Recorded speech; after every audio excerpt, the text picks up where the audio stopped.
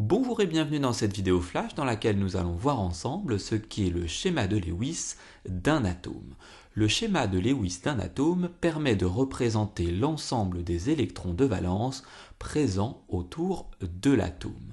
Attention, dans cette vidéo et au programme de lycée plus généralement, on se limitera aux atomes pour lesquels le numéro atomique Z est inférieur ou égal à 18, c'est-à-dire qu'on se limitera aux 3 premières périodes du tableau périodique des éléments. Les électrons de valence pourront soit être seuls, on parlera alors d'électrons célibataires, on représentera un électron ici par un rond noir, ou alors ils pourront être regroupés par deux, et dans ce cas-là, il s'agira d'un doublet d'électrons que l'on représentera dans cette vidéo par un trait bleu. Voyons maintenant la démarche à suivre pour déterminer le schéma de Lewis d'un atome. Il faut dans un premier temps déterminer le nombre d'électrons de valence de l'atome en écrivant sa configuration électronique. Puis, dans une seconde étape, répartir les 4 premiers électrons de valence sur les 4 côtés du symbole de l'atome en commençant par n'importe quel côté. Dans une troisième étape, il faut répartir les éventuels électrons de valence restants sans dépasser 2 électrons par côté. Et enfin, dans une quatrième et dernière étape, former des doublets d'électrons lorsque 2 électrons de valence sont l'un à côté de l'autre. Pour être sûr que tout cela est bien compris, considérons dans un premier temps l'atome d'hydrogène dont le numéro atomique est égal à 1. Sa configuration électronique est donc 1s1. Il possède donc un seul électron de valence que l'on va placer comme ceci autour du symbole de l'atome d'hydrogène. L'atome d'hydrogène a donc un électron de valence qui est un électron célibataire. Passons maintenant à l'atome de carbone dont le numéro atomique est égal à 6. L'atome de carbone, de symbole C, a pour configuration électronique 1s2, 2s2, 2p2. Il possède 2 fois 2, c'est-à-dire 4 électrons de valence, présents sur la couche électronique numéro 2. Répartissons donc ces 4 électrons de valence autour du symbole de l'atome de carbone, comme ceci.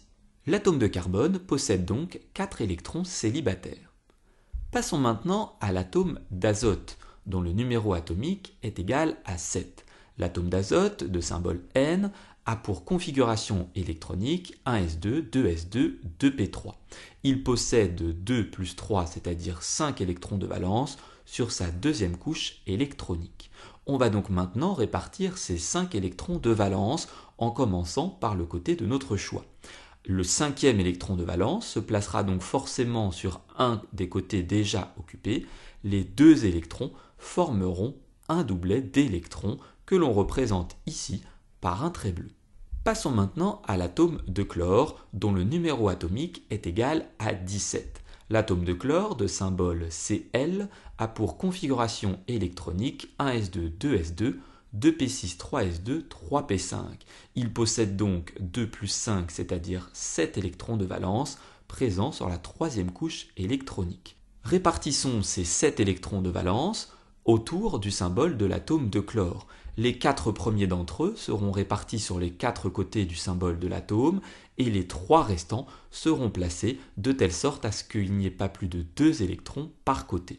On obtiendra ainsi 3 doublets d'électrons et un électron célibataire. En poursuivant ce raisonnement, on peut donc déterminer le schéma de Lewis de l'ensemble des atomes présents dans les 3 premières périodes de la classification périodique des éléments.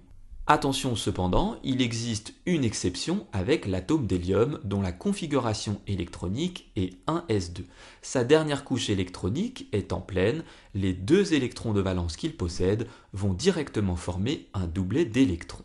Observons maintenant les atomes d'une même colonne de la classification périodique, par exemple la première colonne.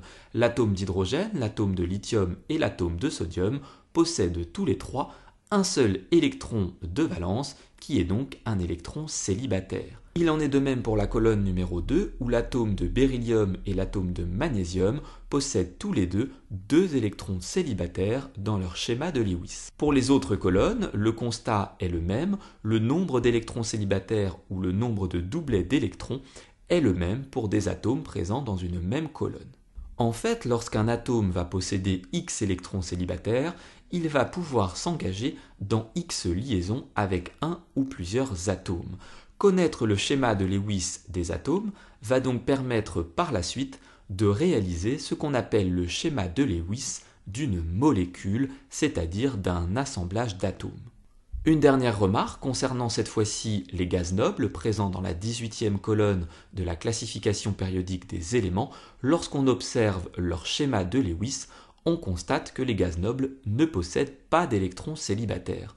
On dira donc qu'ils ne sont pas réactifs, ils ne pourront pas s'engager dans la formation de liaisons avec d'autres atomes. C'est pour cela qu'on les appelle également les gaz inertes.